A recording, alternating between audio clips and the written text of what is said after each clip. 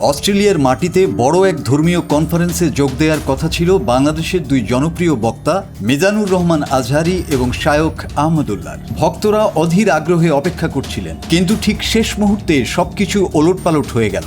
দুইজনকেই দেয়া হলো ভিসা বাতিলের নোটিশ। কিন্তু অস্ট্রেলিয়ার মতো দেশ কেন হঠাৎ এমন কঠোর সিদ্ধান্ত নিল? চলুন জেনে নিই আসল ঘটনা।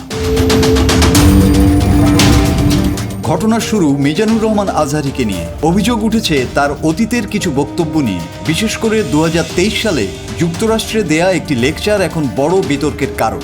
অস্ট্রেলিয়ার অভিবাসন বিভাগের নজরে আসে যে আজহারি তার বক্তব্যে ইহুদি সম্প্রদায় এবং অ্যাডলফ হিটলারকে নিয়ে নেতিবাচক মন্তব্য করেছেন। অভিযোগ অনুযায়ী তিনি ইহুদি গণহত্যা বা হলোকাস্টকে ঐশ্বরিক শাস্তি হিসেবে বর্ণনা করেছেন।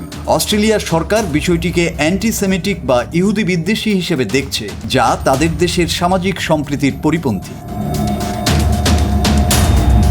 তবে মিজানুর রহমান আজহারি তার অবস্থান ব্যাখ্যা করতে গিয়ে বলেন, তার প্রতিবাদ মূলত কোনো ধর্ম বা জাতিগোষ্ঠীর বিরুদ্ধে নয়, বরং নিপীড়ন ও অন্যায়ের বিরুদ্ধে।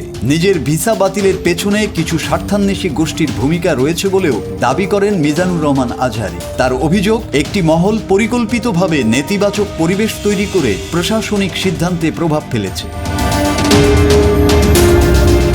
আজহারির ভিসা বাতিলের রেশ কাটতে না কাটতেই খবর আসে শায়খ আহমদুল্লাহর ভিসা বাতিলের। সিডনি ভিত্তিক গণমাধ্যম দ্য টেলিগ্রাফের রিপোর্ট অনুযায়ী শায়খ আহমদুল্লাহর বিরুদ্ধেও একই ধরনের অভিযোগ আনা হয়েছে। তার পুরনো কিছু আলোচনায় ইহুদি বিদ্বেষী এবং উস্কানিমূলক উপাদান খুঁজে পাওয়ার দাবি করেছে অস্ট্রেলিয়ার স্বরাষ্ট্র মন্ত্রণালয়। অস্ট্রেলিয়ার সহকারী অভিবাসন মন্ত্রী ম্যাট থিলসওয়েট স্পষ্ট জানিয়েছেন, তাদের দেশে ঘৃণা, বিভাজন বা ধর্মীয় উগ্রবাদ ছড়ায় এমন কাউকে তারা স্বাগত জানাবেন না।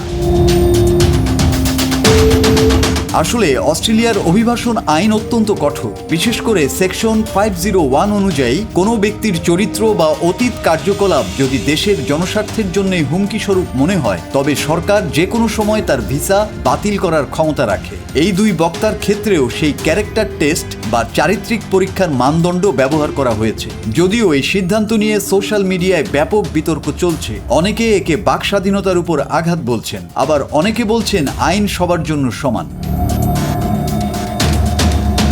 শেষ পর্যন্ত আজহারি এবং শায়খ আহমদুল্লাহর অস্ট্রেলিয়া সফর স্থগিত হয়ে গেল। এই ঘটনা আবারও মনে করিয়ে দিল, বর্তমান ডিজিটাল যুগে পাবলিক প্ল্যাটফর্মে বলা প্রতিটি শব্দ কতটা গুরুত্বপূর্ণ। আপনার কাছে কি মনে হয়, অস্ট্রেলিয়ার এই সিদ্ধান্ত কি সঠিক ছিল, নাকি এটি একটি ভুল বোঝাবুঝি? কমেন্টে আমাদের জানান।